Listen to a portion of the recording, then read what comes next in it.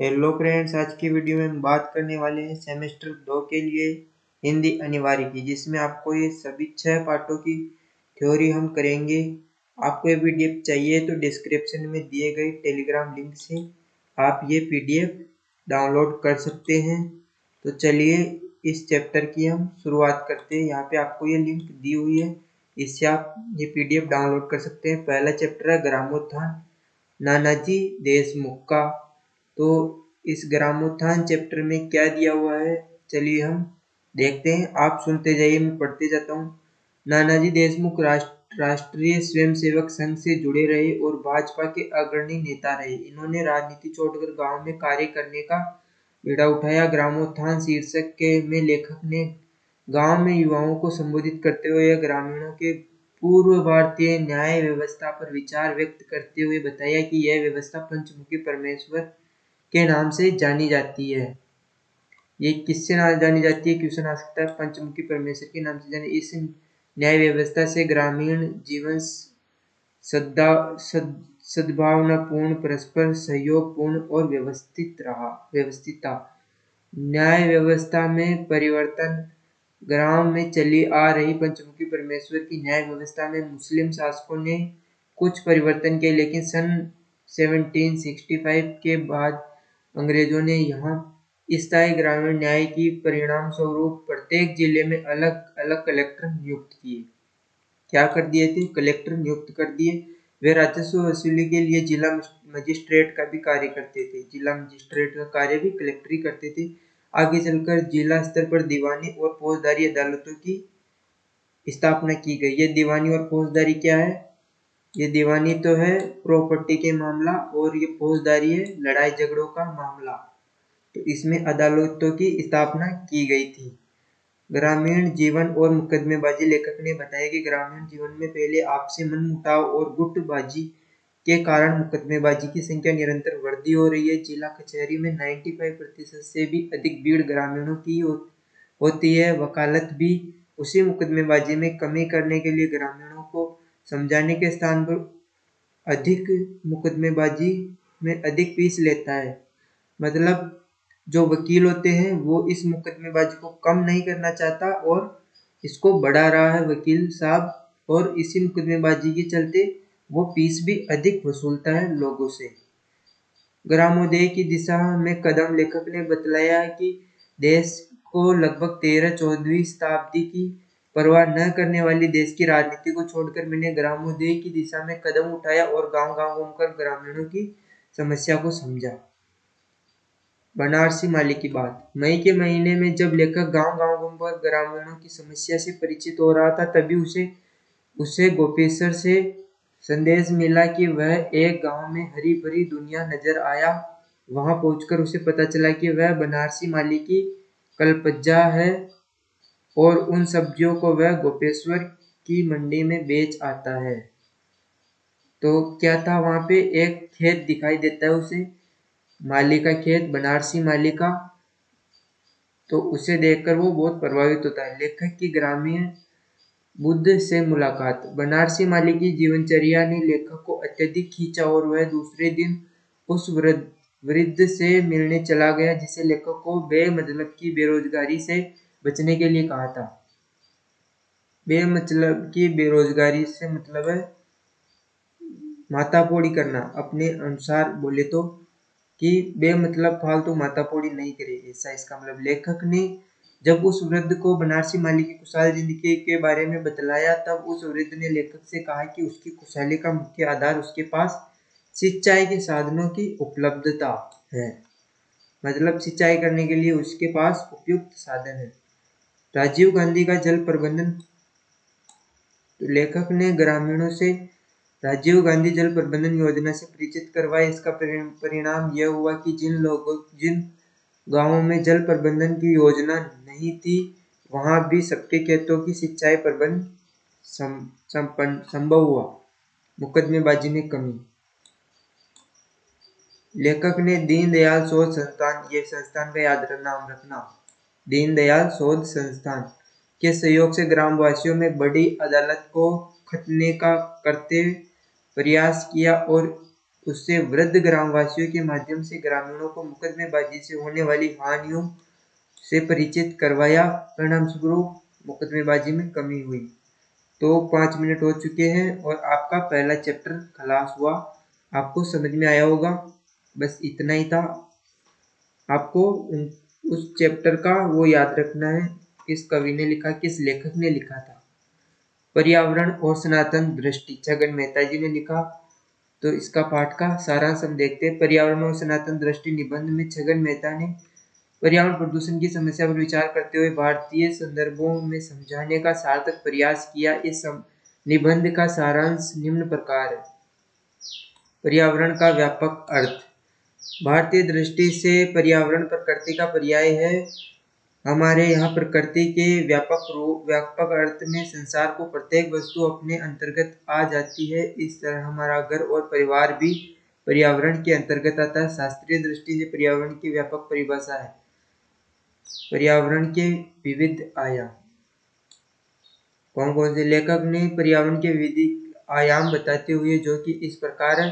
पारिवारिक पर्यावरण, सामाजिक पर्यावरण, सांस्कृतिक पर्यावरण, सामाजिक पर्यावरण, राजनीतिक पर्यावरण, आर्थिक पर्यावरण, सभी जीवधारियों का पर्यावरण, वाहनीय पर्यावरण, आग्नेय पर्यावरण, जलीय पर्यावरण, आकाशीय पर्यावरण तथा शुद्ध अत्यंत जैविक या प्राण पर्यावरण, मानसिक या वित्तीय पर्यावरण। पर्यावरण में परिशुद्ध और सामंजस्य। हमारे लिए यह आवश्यक है कि हम उन विविध पर्यावरणों को परिशुद्ध बनाए रखें और इन विभिन्न स्तरों में एक सामंजस्य बनाए रखें। पर्यावरण के स्तरों में जब सामंजस्य टूटता है या विषमता पैदा होती है तो इसका मनुष्य तथा उसके परिवेश पर सीधा प्रभाव पड़ता है। पर्यावरण की विषमता का कारण मनुष्य। हमारी शास्त्रीय परंपरा के अनुसार पर्यावरण की विषमता का कारण मनुष्य अपनी सद असद इच्छाओं के द्वारा, सद असद विचारों के द्वारा, सद असद वाणी और व्यवहार से संतुलन तथा विषमताएं पैदा करता है, पर्यावरण को दूषित करता है और इसके स्तरों में असंतुलन या विषमता पैदा होती है।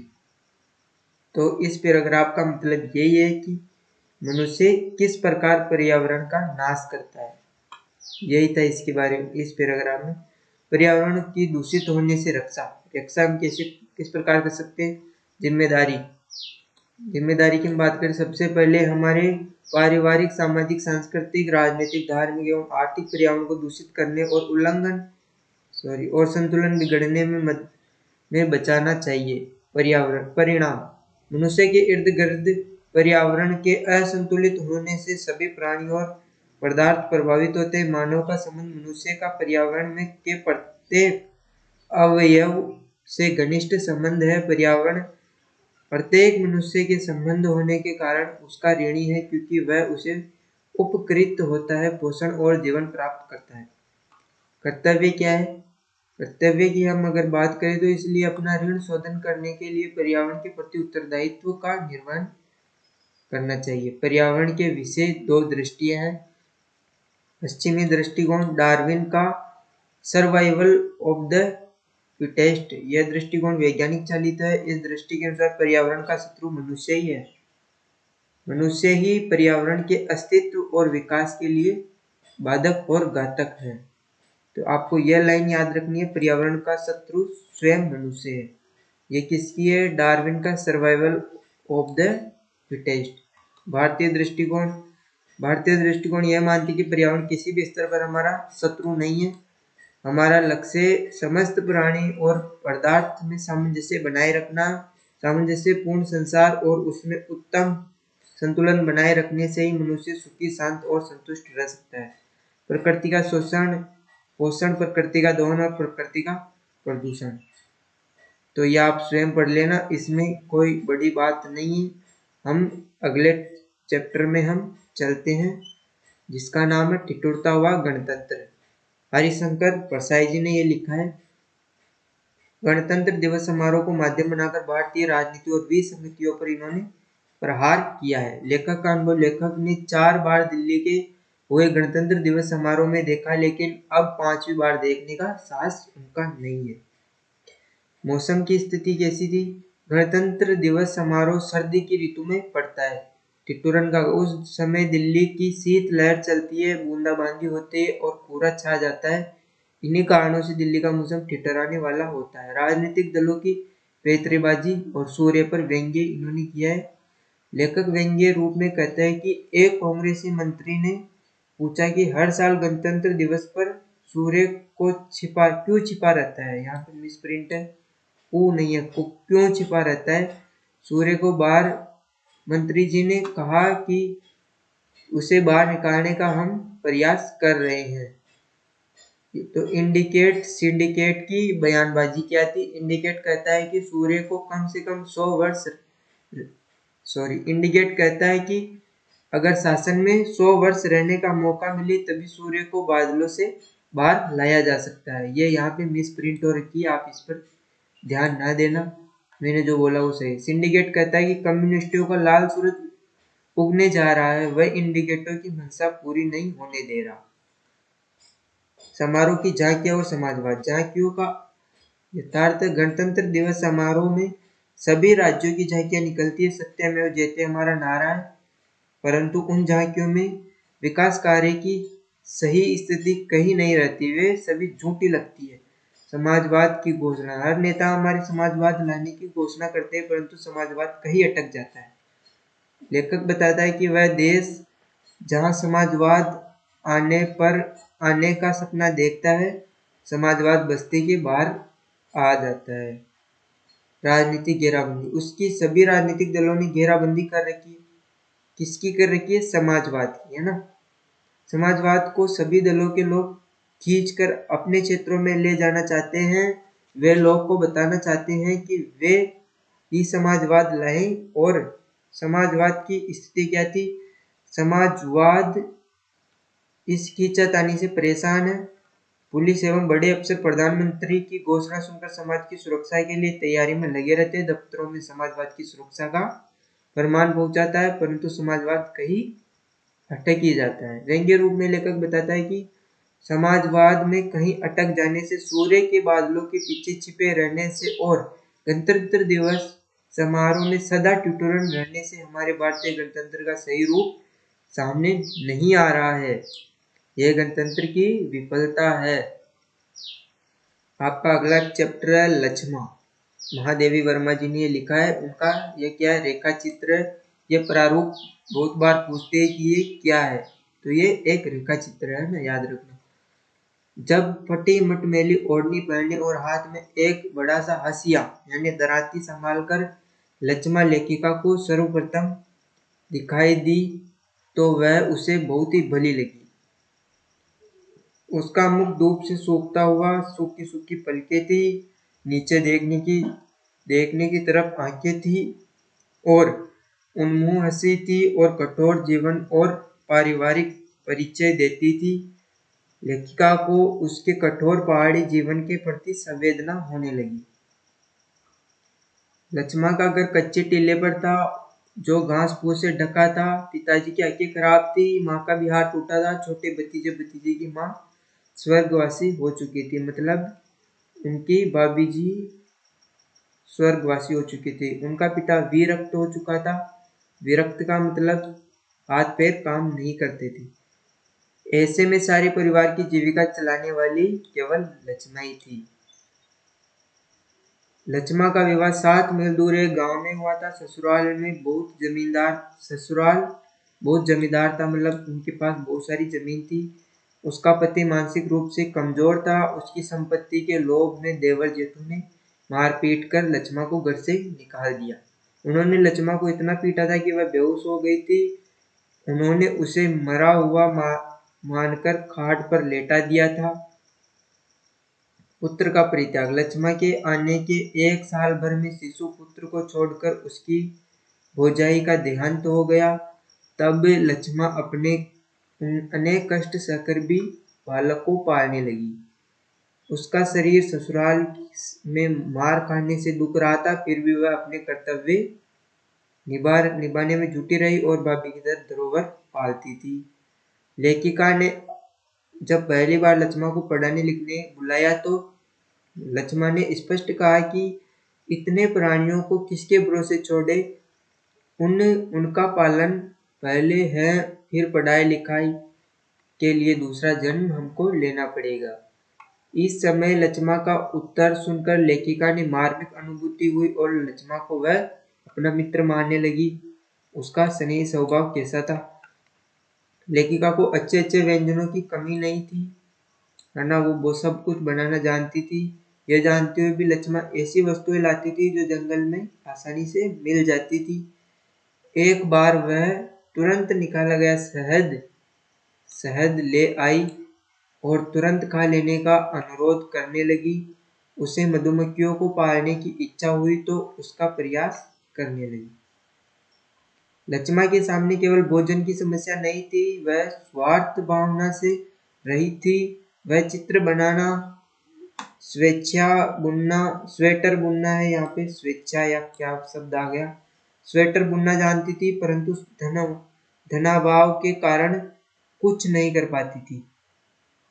वह अनेक समस्याओं से ग्रस्त थी। वह स्वयं को जंगली और असभ्य मानने में संकोच नहीं करती थी। जंगली मानती थी वह स्वयं को और असभ्य मानती थी।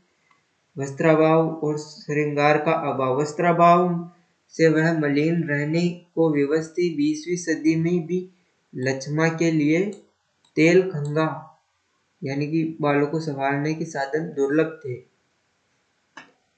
ससुराल के कुछ संबंधी लक्ष्मा के पति को लेकर उसे बुलाने आए थे। लक्ष्मा ने स्पष्ट कहा कि उसका पति मजबूरी पर भले उसके साथ रहे, परंतु वह ससुराल नहीं आएगी। उसने मना किया क्योंकि उसे डर था कि वह वहां पर वे लोग उसे मार न दे। लेखिका गांव से जाने लगी तब लक्ष्मा एक मील तक उसे छोड़ने आई। लेखिका गांव से जाने लगी तब लक्ष्मा उसे छोड़ने आई थी। कितने मील? 1 मील। ये क्वेश्चन आपका बन जाता है कि कितने मील छोड़ने आई थी। प्रेमपूर्ण आग्रह, उसने स्नेह ममता से लेखिका से बार बार पुनः आने का आग्रह किया। लेखिका को अपने घर आने के बार बार लक्ष्मा का स्मरण आता रहा और उसका कोई समाचार न पाकर कुछ चिंता भी करती रही। आपका पांचवा चैप्टर अग्नि की उड़ान एपीजे अब्दुल कलाम का, ये आप स्वयं पढ़ लेना। ये बहुत बोरिंग चैप्टर है तो आप इसे स्वयं पढ़ें, मैं नहीं बता रहा। आपका छठा चैप्टर है पुलवा स्त्री विमर्श, रत्ना कुमार। तो ये रत्ना कुमार सामरिया जी का कहानी है पुलवा। ऐसी कहानी जो 90 के बाद के भारतीय लोकतंत्र में दलितों की बदलती हुई स्थिति और उसे तालमेल न बिठा पाने की समस्या को दर्शाती है। मतलब ये दलितों के बारे में बताया गया है, तो आप एक बार जरूर देखना। किसी समय गांव में जमींदार की दखलुआई करने वाली पुलवा का बेटा पढ़ लिखकर एसपी बन गया और पुलवा अपने बेटे बहू के साथ शहर के मध्य सरकारी मकान में रहने लगी। गांव के जमींदार का लड़का रामेश्वर अपने बेपढ़े यानी अनपढ़ बेटे के लिए नौकरी की तलाश करने लगा और शहर में जाकर सिफारिश करने आता है। मतलब पुलवा नाम की एक गुड़िया होती है, वो दलित होती है, तो उसके जब वो गांव में रहती है, जमींदार के गांव में, उस गांव का जमींदार होता है, उसमें वहां पे रहती है, तो वो जमींदार उसके प्रति कैसा व्यवहार करता है उसके बारे में इस चैप्टर में बताया गया है। जमींदार का नाम रामेश्वर था और वो अनपढ़ बेटे की नौकरी की तलाश में शहर जाता है, जो कि पुलवा के पास जाता है। एसपी बनना उसका बेटा भी वहां पर होता है और वे लोग सरकारी मकान में रहते हैं। पंडित माता प्रसाद का मकान ढहने के कारण रामेश्वर पुलवा के घर चला जाता है। गांव की दलित पुलवा जो उसकी हवेली में बेगार कर रही थी, वहां रानी की तरह रहती है। जो पुलवा थी उसकी हवेली, मतलब जो जमींदार की हवेली थी, उसमें वो बेगार करती थी। बेगार आप जानते होंगे, ऐसा कार्य जिसमें आपको पैसे नहीं मिलते उसे बेगार कहते हैं, या बहुत कम मिलते हैं उसे। वहां रानी की तरह रह रही थी, सरकारी मकान में पुलवा रानी की तरह रह रही थी। पुलवा की हैसियत देखकर रामेश्वर जल भून जाता है। वो जमींदार है, वो उसकी रईसी देखकर मन में जलन पैदा हो जाती है। जातिवादी संस्कारों से बंधा रामेश्वर भूखा होने पर भी पुलवा के घर पानी तक नहीं पीता है। मतलब वो चला तो जाता है रामेश्वर पुलवा की घर, लेकिन जातिवाद उसके मन में भरा होने के कारण वो वहां पे पानी भी नहीं पीता है। जाति से जुड़ते, ये लाइन रह गई ना, जातिवाद से बना रामेश्वर, चलो पढ़ लिया इसे। जाति से जुड़ जड़ते अभिमान से भरा रामेश्वर सिंह पुलवा के आतिथ्य और साथ सत्कार को ठुकरा देता है।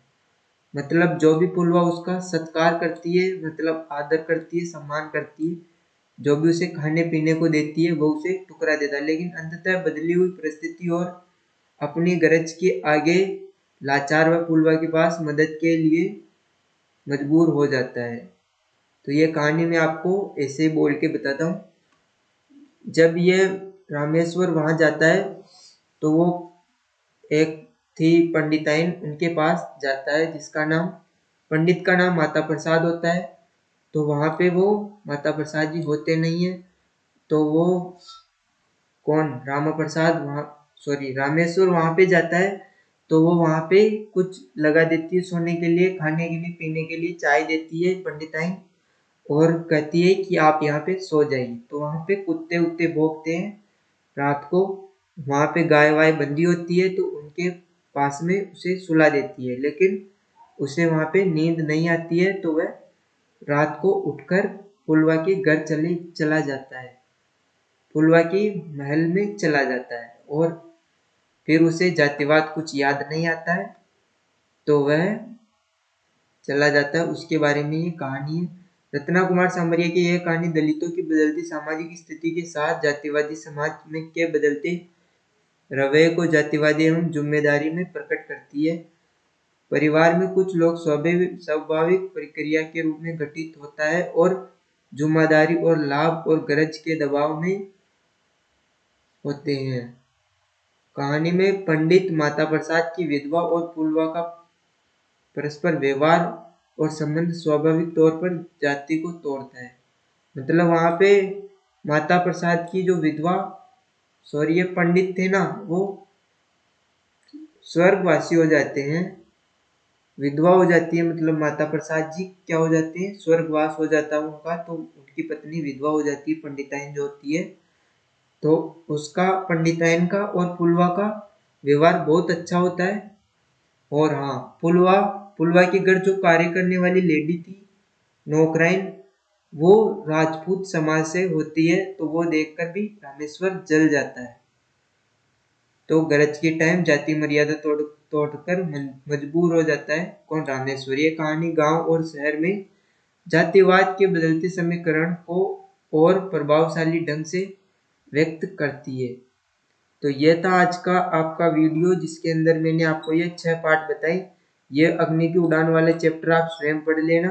ये बहुत बोरिंग चैप्टर है, इसे स्वयं पढ़ने पर ये समझ में आएगा, तो आप स्वयं पढ़ लेना। ये पीडीएफ आपको टेलीग्राम पर मिल जाएगी। आज का वीडियो देखने के लिए आपका धन्यवाद।